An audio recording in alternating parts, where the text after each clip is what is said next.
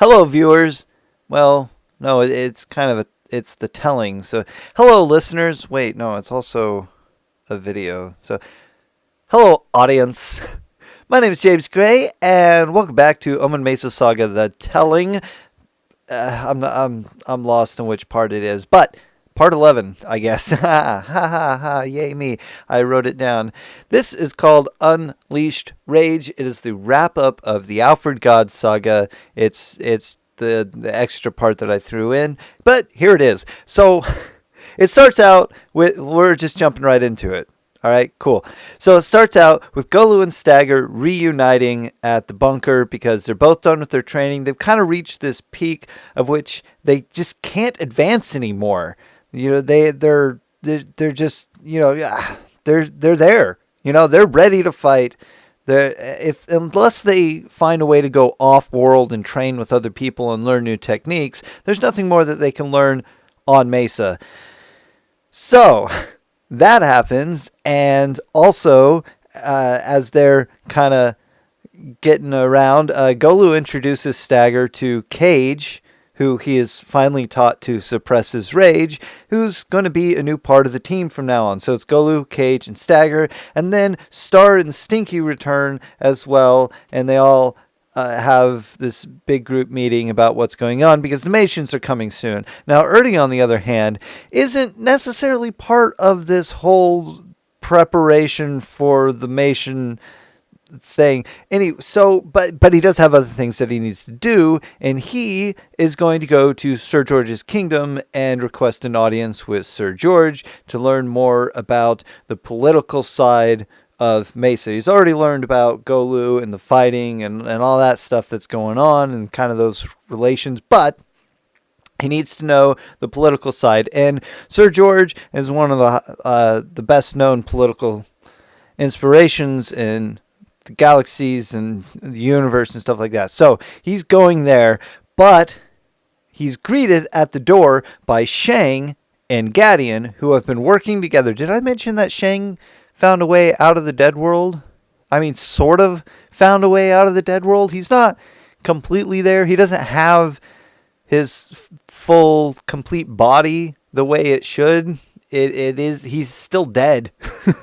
Anyway, it's a tricky situation. I don't know if I mentioned it, and I probably should have somewhere if I didn't. But yeah, so he's out.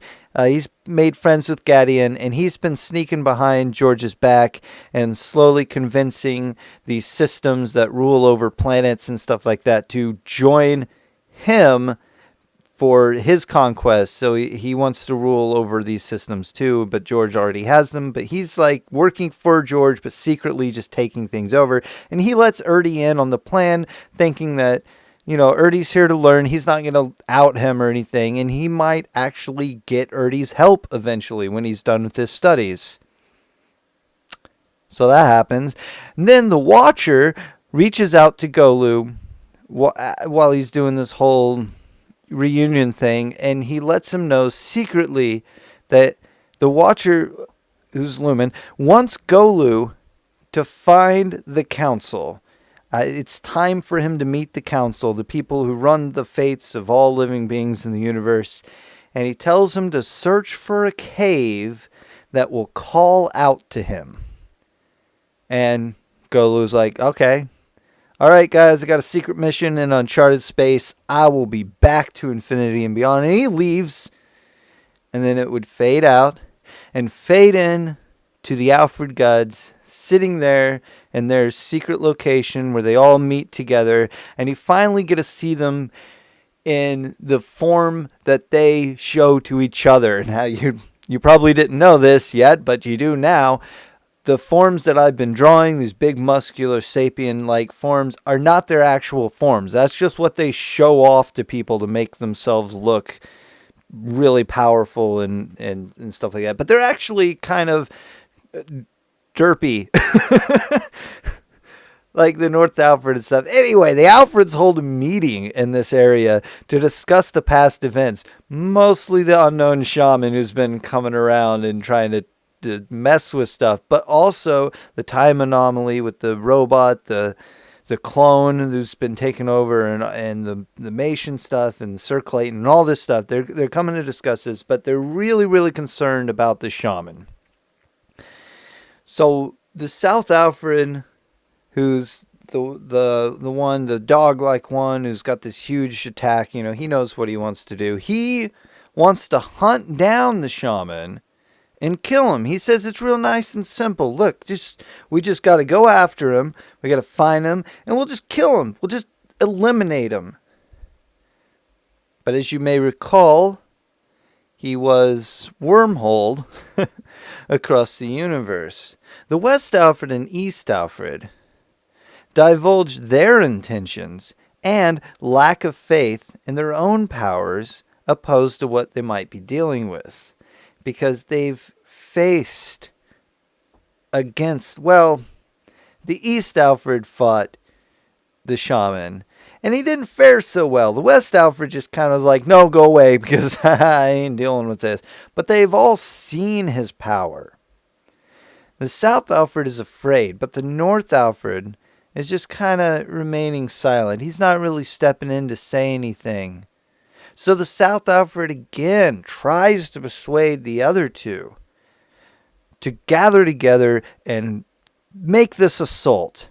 He says, with our combined powers, we can do this. The West Alfred says their only purpose is to protect the planet and their people. And hunting something down, no matter how dangerous it might be, is not what they're there for. It is not their purpose that they have given to themselves, or supposedly given to themselves. And also, the West Alfred only really specializes in wormholes. I mean, what's he going to do? Well, the North Alfred finally steps up to the plate. He says, he states that it is their duty to protect their people across the entire expanse of the universe, not just on the planet. And they choose who their people are, even from day one when they rescued the Liverings and brought them to Mesa, a fertile planet, while Livering was dying due to a lot of mining and resource gathering and destroying of the planet. But they do not and will not hunt and kill. Now this completely upsets the South Alfred, and he erupts into anger. And he yells at the North Alfred about it. The North Alfred isn't having it. He says to the South Alfred, you need to calm down and stand down. This is not our place. This is not what we do. But the South Alfred, he's done. He's not going to take it anymore. He's super paranoid. He's super scared. And he's really angry. And he believes that his ultimate attack can take out this shaman. And if no one else is willing to listen to him, then no one else is getting in his way. And he blasts the North Alfred, destroying him. I think, actually, I didn't write that down. I think that's what happens. Wait, does he? Hold on, what's next? Yeah, I think he actually kills him here. So, if he doesn't, I'm sorry. I'll bring it up later and apologize again. But I'm pretty sure, even though I didn't write it down, the South Alfred uses his ultimate attack to blast the North Alfred. The North Alfred tries to defend with his ultimate defense, but it's useless because the ultimate attack is higher than the ultimate defense. It breaks through the North Alfred's shield, strips away his being, leaves nothing but bones in his place. And these bones are donated to the council for whatever they wish to do to them by the West and East Alfred. And that wraps up Unleashed Rage, which you may know now what it stood for. It's not actually about the clone who on the last episode raged all over the place. This is about the North Alfred and his unstable mind. And also now that the... Wait, did I say the North, South? Oh, man. It's hard to keep track of them. This is about the South Alfred and his unstable mind and how the North Alfred has been eliminated from the picture because the South Alfred kills him. So all North Alfreds no longer have a protector. Keep that in mind because things come up later that the North Alfred is expected to show up and help, but he doesn't. And also the South Alfred makes things a lot worse later on. And you'll see all that in later episodes. Thank you so much for your time. If you enjoyed this, you know what to do. And if you're wondering, I have a blog that I'd really like you to go check out.